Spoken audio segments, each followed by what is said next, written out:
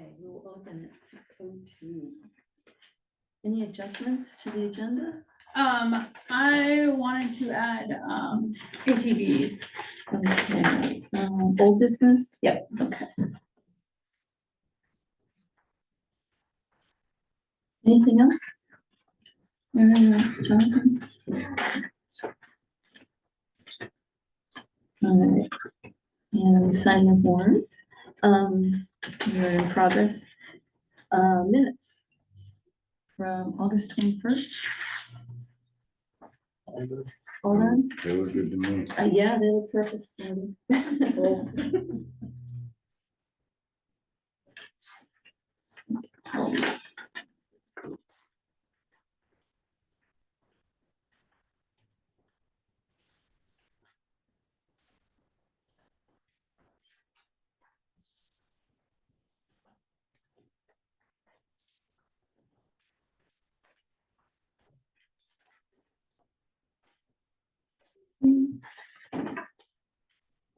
All right, I don't see any sign up for public comments, so let's go to town manager report. It's me already? This is. Holy moly. So the only thing that I wanted to mention in the budget was, well, this is kind of two pieces to this. The Willimantic fire coverage paid actually 14,000 instead of the 11,000. And this is actually for last year. So these invoices should have gone out in January at some point, and things just happened and they didn't go out until now.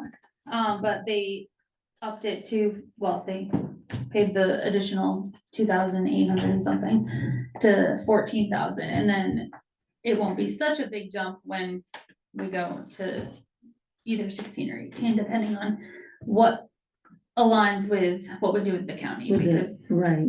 I don't think it's necessarily fair to charge one person something and not the other, but. Right. Everything, did you guys have any questions on the budget? No, I looked over, it looks like is it 25% into the fiscal year? Was there anything that stood out? There's a couple of things that are like a little bit over, like the registry and postage and stuff like that, but a lot of it has to do with the time of the year. So like, we just went through and did liens and everything like that. So a lot of those expenses are something we only do once a year. Right. So that's why it looks Okay. so intense. I know the fire department supplies are a little over, but I know that can. Well, and a lot of it has to do with some of its grant stuff that, that got paid out of there until we got the grant money. Okay. They've also been fairly busy. They, Yeah. yes, so that's in my Yeah. here, lovely report, so. I think with the budget, I think there were still concerns around the transfer station. I think that I'm not sure how to go about it. I know we started a conversation, it was quite some time ago, but I know when we were down there loading up trucks to bring stuff up for the sale, it happened to be a Saturday morning. And I don't know everybody in Monson, I'll be the first to admit that, but there were a lot of vehicles. Like there was a line down and just people I didn't have any inkling of that, you know, so my concern is that if people are dumping without stickers, and that was the conversation that we had before, and so it's just an ongoing thing, we should revisit that at some point and you know, try to come up with another plan, because we're 25% through the fiscal year, but I probably spent the demo budget. I didn't look. It Well, was, yeah. specifically. So the demo budget is also 19 Center Street, Yeah. so that, Okay, Still, okay, so Yeah. that figures against so that's it. what, Okay, why it's in there, because there isn't a line to pay for that separately. Like, there's nothing budgeted anywhere for that amount of money, so, okay, it's gonna skew the rest of the Right. fiscal year That for makes that sense. line item. So that's why it looks so crazy. But that being said, we still need to address that, issue. And us, like, we talked about maybe revisiting the cost of demo, like to get rid of it and, Right. and stuff like that, so. And I don't think it's a case of simply telling Jimmy needs to enforce more, because that's not probably the right tack to take with that either. No, I think And it's really kind of like a, Wouldn't be anything wrong with checking stickers. no, that's what I was thinking, is checking stickers, and if people don't have them, then reminding them that they need to get And one. they can buy them right there. too. Right, and so I think that, you know, Aaron, Well, that's- and yeah. I think you'd see a lot of people too, like me, with multiple vehicles. Right. I'm not gonna have the sticker in every vehicle. Well, I do tell And- people not that if they have multiple vehicles, just to keep it in their glove box, and that way there, they can put it in whatever vehicle, whether they do or not. you know, some towns make you get more than one sticker. I don't have a problem. with Most that. other towns do. I have to buy two. It's just a thought, because it's, if you don't have a sticker, you don't get to go there. Yeah, Like, that's how it is in every other town I've ever been to. and maybe, we have more time to discuss the brainstorm, because you mentioned a while ago some other ideas for, So maybe Oh, the we should, RFID card that Yeah. you just tap and, so do we wanna like put this on the agenda for next month so we can like talk about it? we shouldn't Yeah. lose sight of it. But- because that is an ongoing Yeah. budget concern. Oh, yeah, absolutely. And Potential. for the amount of money that we're paying to get rid of trash, we really need to monitor who we're paying it for. And if it's for Monson residents, I Right. really don't have a problem with it. Right. I mean, we need to maybe look at the fees we're assessing for demo, because Mhm. it's fairly arbitrary and, And the Monson residents are paying it anyways. right, It, right. once, Exactly. so like, go ahead. No, go ahead. And I do know there have been people that I'm assuming had permission to dump large amounts of demo. And the ones that are they paying up at the end of everything? Like who, I don't really remember. And there was one last week was hauling a bunch of stuff. Jacob Store, Nope, nope. nope, not a word was said on the day that the dump was closed. yeah, No, sometimes, a lot of times people will come in and talk to me, and they will come in and pay. They'll do what they gotta do and then pay. But I didn't hear anything from them at all. There's also, oh, that would be a good instance where those cameras working would be It's on my list up. ideal. Okay, good. yeah, we had also, it was mentioned previously about Shirley coming down. Right, but just for Demo. demo, Yeah. right? So, I mean, it's a good deal. yeah, I think we have a good deal for people. If you- Yeah. If you're throwing away, I can take a trailer load of stuff and it might be $25. Is that what it is? I can't remember. 20 bucks. So, I mean, it's a pretty good deal. Cause if you take it to Greenville, it's about 3 times the price and every single thing has to be sorted. Right. Yeah. Yeah.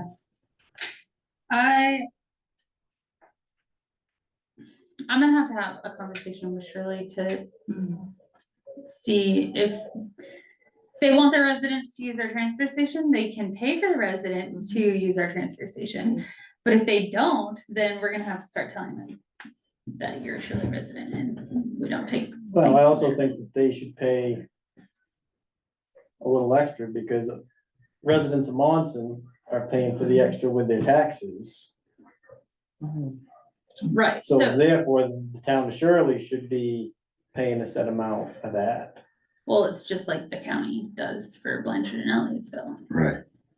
we shouldn't have it, any idea of, how much Shirley is contributing. I mean, in terms of the demo. I know when I talked to him last time we had this conversation, he said there wasn't very many people. I mean, of course, that could change, but if there's a large amount of people that he's not sure of anyways. He Right. doesn't know where they're from, whether they're from Shirley, Bangor, wherever. So like, we really gotta figure out how do we enforce the Monson resident piece? Yeah. And also talk to Shirley too, but, If we have that discussion, think we can try and get Jim Yeah, here? it would be valuable to have his input. yep, I'll put it down, so I remember to ask him. And you can tell him that it is in no way, Oh, yeah, and no, we want his, him, we No, want we want him, help, but, yeah. like, it's a bigger job than he's Right. right, probably being compensated for, so. yeah. Hang on. Aaron said he'd go down with a clipboard. No, just kidding. Check everybody at the gate. Yeah. But if we wanna put that on the agenda for next month, then we don't have to, Yeah. continue. Thanks for bringing it up again. Yeah. Okay, any other questions, comments about the budget area? No. Okay, I don't. alright, so I'm gonna just do that. So my first update, I guess, will be about the transfer station solar. So I was finally able to have a conversation with Vaughn now that, what I had. But I guess not. So now that it's been connected to the internet and all the updates have been done and all the data is now so that we can see it. But the problem is the data only goes back to when it got connected to the internet. So that is only till like June 7th. So also because now that it's connected and everything, 4 out of the 72 microinverters are not working.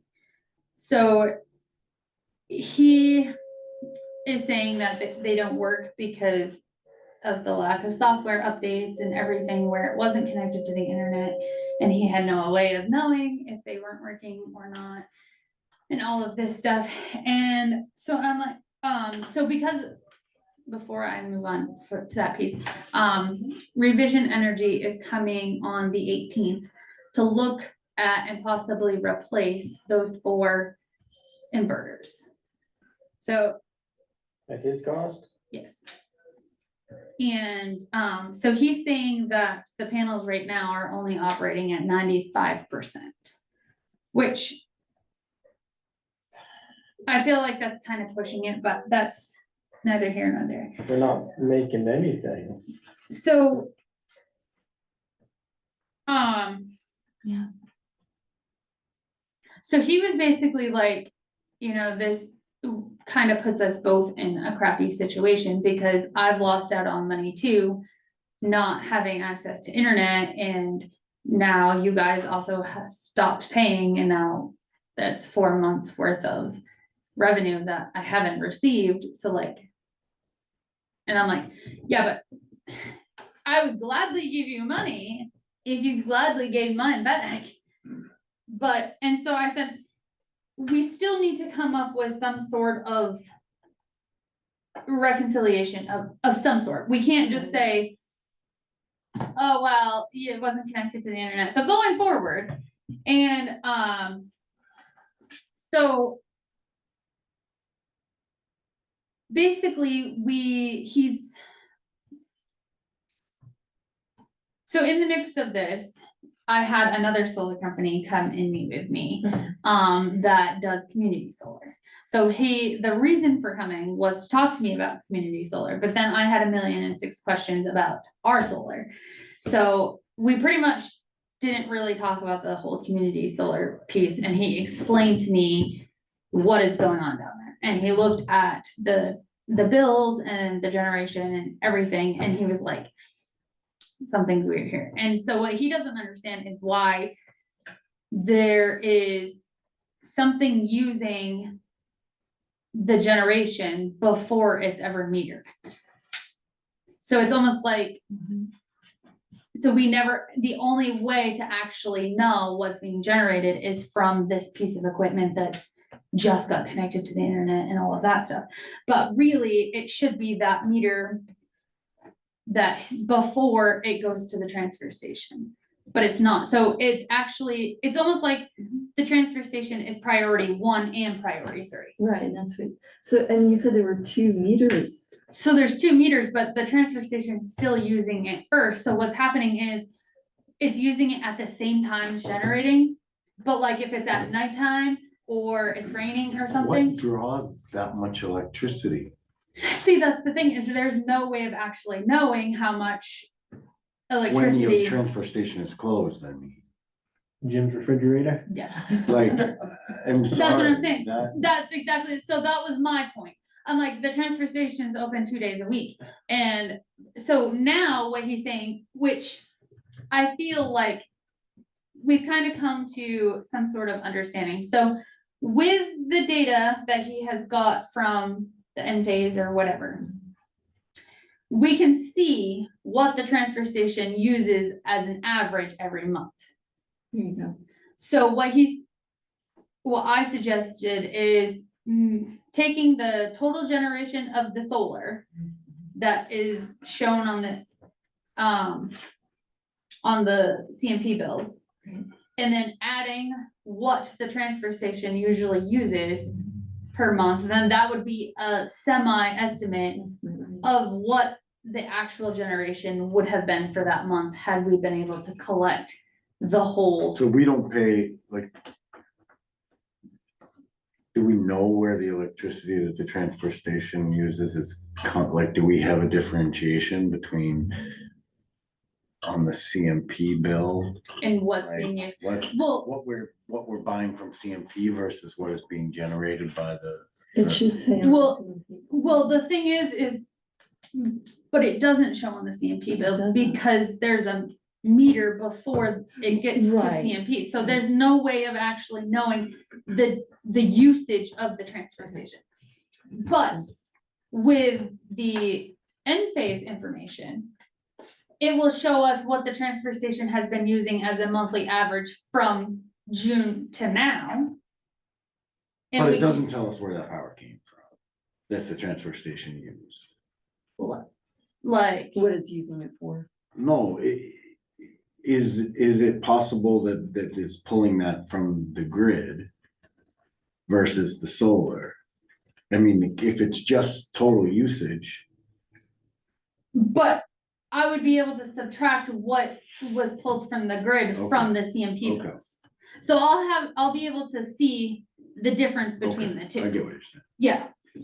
I think I understand what you're saying now. Yeah, I will, I'll be able I to do don't. that. So then we would have like an actual number kind of to be able to reconcile with, because he feels like he's losing money and has lost money, which That doesn't.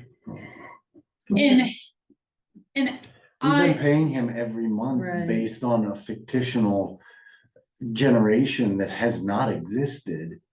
right, and so then because it's not working at optimal things, we were losing out, but he didn't know that because he couldn't be connected to the internet. You see how all of, but anyways, so also in my conversation with this other solar person, I asked him if they have an engineer person that would come and look at the transfer station and explain to me what it should be like. Mhm. Because what he's saying is there should not be like something pulling that before it's metered.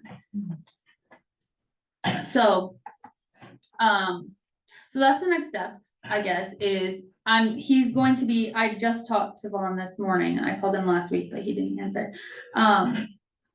So he's gonna send me the data from that end phase or whatever.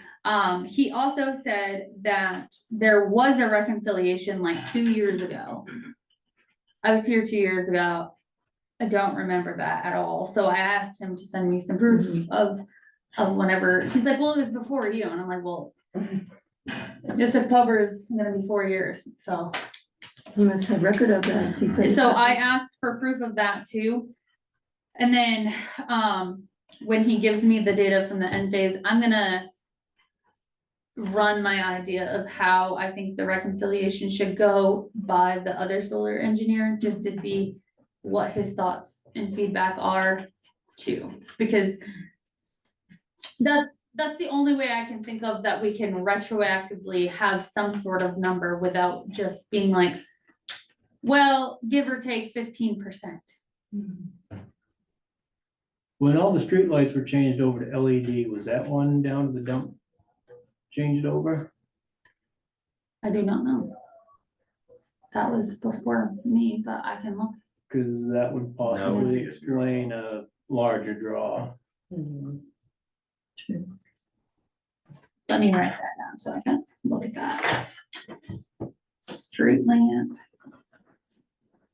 Light.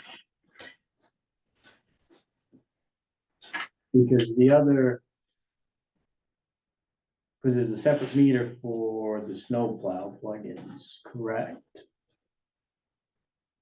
Not.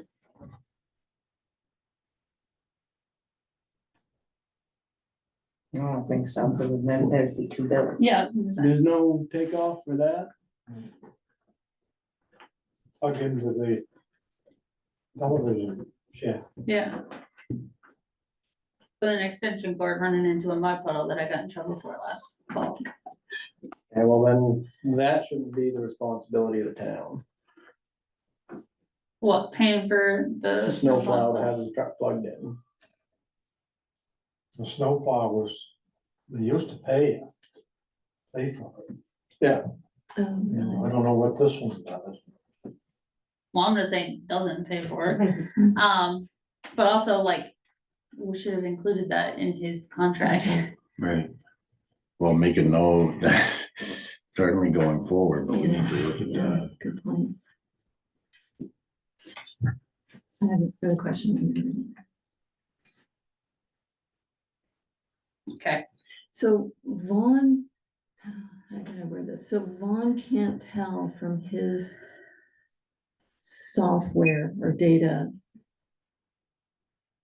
how much the transfer station is using before it goes to Yes, he can, 10 but it only goes back to June. to June. So Okay. that's why I said if we take from June to now Right, right. and average that out and then use that as a placeholder to do the reconciliation of previously what the actual generation would have been.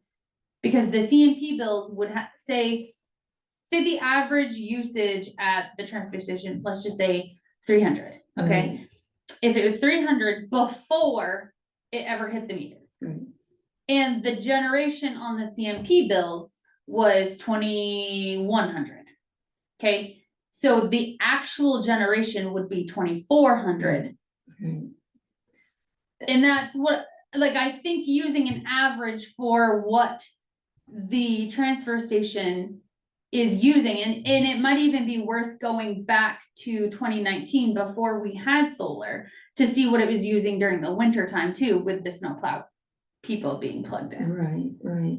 And just having this estimated number as to what, just to add to here, because I don't wanna say the transfer station uses 900 kilowatt hours a month and it is actually only 100, and then he's still, Right. it's still not an accurate. And he should have record when everything was working down there. Or Well, would he, because no, he never because had it- internet? there was never internet. So how did he reconcile? Because there is a internal like thing that he could come up here and directly plug into, but what happened was the data got full, so it no longer was storing data. So, And he stopped coming up to Yeah. physically plug in. right, I mean, clearly That too. it's stopped coming Yeah. at some point. And I don't, I mean, it's not questions for you, but It'll be interesting to see if what the internet was the issue, why was that never raised until we stopped paying? Right. In addition, if 4 of the inverters are failing, 68 are not failing, right, based on not having internet. And so I think that argument, but we don't need to, I guess, get Right. into that argument with him. If we can just, And maybe like, if we can If he's paying for it. get through this reconciliation Right. piece, then maybe we can talk about what our other options are going forward as to what solar is saving us versus what it's not. mhm, But it's very hard to get an accurate number of what you're saving if you're not getting the reconciliation. Right. So, so to be continued, I will keep you updated. Let's see here. So roadside mowing, he came and did that last week, and he'll be back in the springtime to do, a mile of tree trimming. And that's like where they make it all spiky and crazy looking for a little while until it dies all off.